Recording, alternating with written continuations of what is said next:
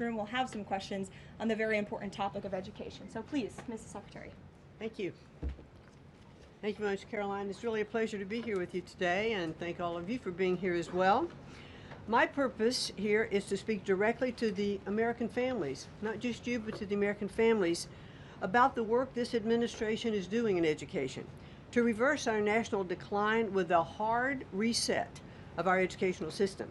That reset was a top campaign promise from President Trump to send education back to the states and end Washington's micromanagement of education once and for all. This week we took the most decisive steps thus far to make good on this promise to you. We have linked 6 groundbreaking partnerships with other federal agencies to delegate education department programs that are redundant with existing programs at Labor, State, Interior, and HHS. These interagency agreements to cut our own bureaucratic bloat are a key step in our efforts to shift educational authority from Washington, D.C. to your state education agency, your local superintendent, your local school board, entities that are accountable to you, and we encourage parents to always be involved. Cutting federal bureaucracy is never a popular move among D.C. insiders. A chorus of anti-Trump voices have come out of the woodwork to complain that we are defunding education, harming students, or acting without a plan. This could not be further from the truth. The majority of Americans across the country handed to President Trump the popular vote precisely because they have seen the brokenness of a top-down education system run by the federal government. They're painfully aware that only 3 out of 10 students can read proficiently at their grade level. They know that college students are collectively $1.7 trillion in debt, and less than half of college graduates get a job that actually uses the degree which they studied so hard to get. They see more teachers than ever before leaving the profession due to burnout, over-regulation, and lack of autonomy in the classroom. Anti-Trump voices are stirring up fear that returning education to the states is a draconian action. When Americans hear that we are shutting down the department, but given no other details, 51% oppose it. But when those same Americans are informed of our plans to preserve important elements of our work in other federal agencies and to maintain the K-12 funding that is distributed to the states, that number flips to an even greater majority at 56%. And they support returning education to the states and breaking up the bureaucracy. That's because the Department of Education is a pass-through entity. It doesn't educate a single student. The money it sends to states for education can be sent directly without waste. The Democrats' government shutdown proved that without a doubt, and I'll reiterate what you said, that the Department of Education was not necessary during the shutdown. Now, this is what I've seen already on my 50-state tour that I've embarked on. Educators are innovating in their schools. States are customizing their budgets and standards, and post-secondary institutions are planning for the economy of the future. But we're not leading them. They are informing us. That's why our final mission as a department is to fully empower states to carry the torch of our educational renaissance. Education is local. It should be overseen locally by those who best know local needs. We're not ending federal support for education. We are ending federal micromanagement and paving the way for education renewal through state reforms like school choice, the science of reading, and restoring the right priorities in higher education. President Trump promised to send education back to the states, and we're keeping that promise. America's next generation will look back on the work we've carried out, thankful for an education system that prioritizes students over bureaucracy. Thank you. Well, thank you very much, Madam Secretary, and we'll take some questions for the Secretary if you have them. Elizabeth, why don't you start? Thank you for joining us. You announced the partnership to move some functions of the Education Department to other agencies. Are you talking to members of Congress about codifying this so that it lasts beyond the administration? Yes, we started our conversation, and thanks very much for asking that, because there have been some reports that Congress is in the dark on this. That's clearly not true. We've been talking to, I've talked to dozens of members of Congress to explain to them exactly what we're doing, to bring them up to speed. and to say to them, look, when we have completed some of these transfers that are working incredibly well, then we will be looking to Congress to codify those, make them permanent. Brian. Thank you. Secretary McMahon, what is the update on the negotiations with Harvard? I know the President has publicly pointed to you as somebody who's worked on that. I think you've talked about that at length, but I'd like to understand where are things with those negotiations with Harvard this time? They're ongoing negotiations, and I feel very comfortable that we are getting close to having those negotiations finalized. It's been open door conversation all along. Deanna? Hello, Mrs. Secretary. The President recently posted about establishing a federal standard for AI. Do you know if the administration has a view on the use of AI for students in schools? And Karoline, do you know if the President personally uses AI? I don't think so. You can handle that I've never one. witnessed it, so I can't attest to that. Well, I do think AI is going to need guardrails, but I have witnessed AI firsthand. I was at the Alpha School in Austin, Texas, and the first 2 hours of every day in that school, students are learning through AI. They have their headsets on, they're in front of their screens, and the AI is really acting as like an individual tutor for those students, allowing those students that can progress faster to do that.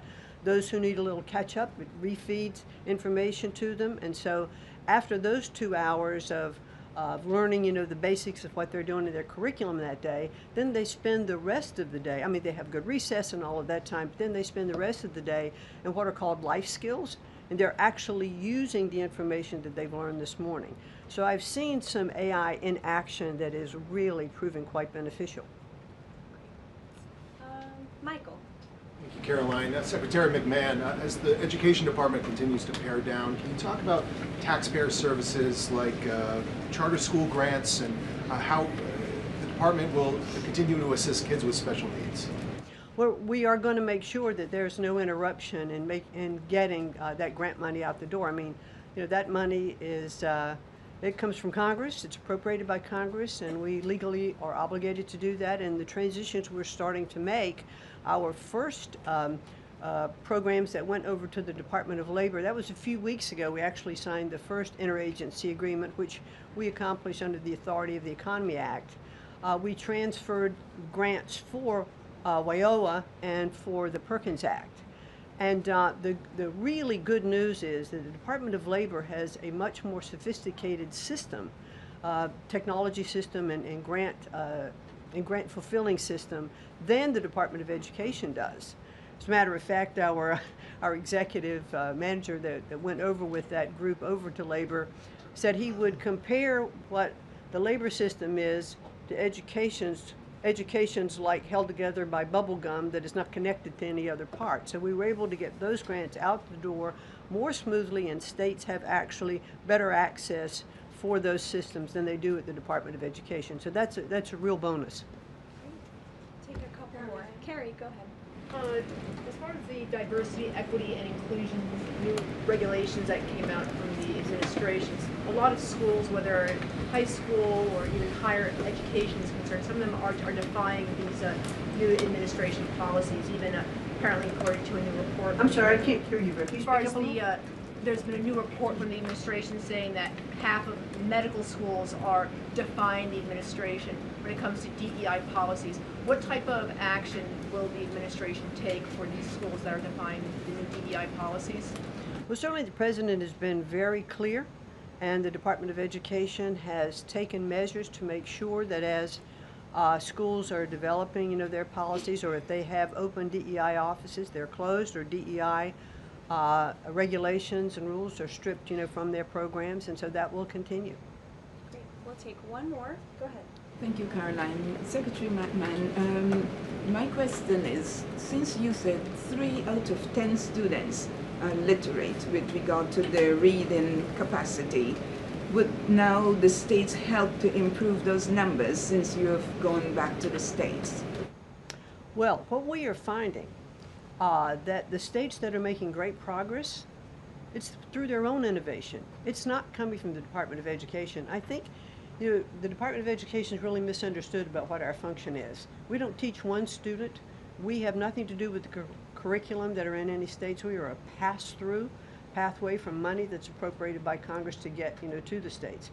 But what we have seen in those states that have taken that initiative and they are embracing the science of reading and returning that into their school programs. Louisiana has done it. Mississippi, they call it the Mississippi Miracle, because they were like, I think, bottom or next to last in reading proficiency in Mississippi. And now they're like middle of the pack, which has been a really big jump. Florida has, Iowa has, Tennessee. So, but these are innovations that are done at the state level. This is not anything we're dictating, and that's why I'm saying returning education to the states where they really are already leading in their education endeavors, and 90% of their budget they provide. The federal government only provides 8 to 10% of the budget for education, so let's make sure that that grant money that's coming from the federal government is getting in their hands as efficiently as possible and getting to students.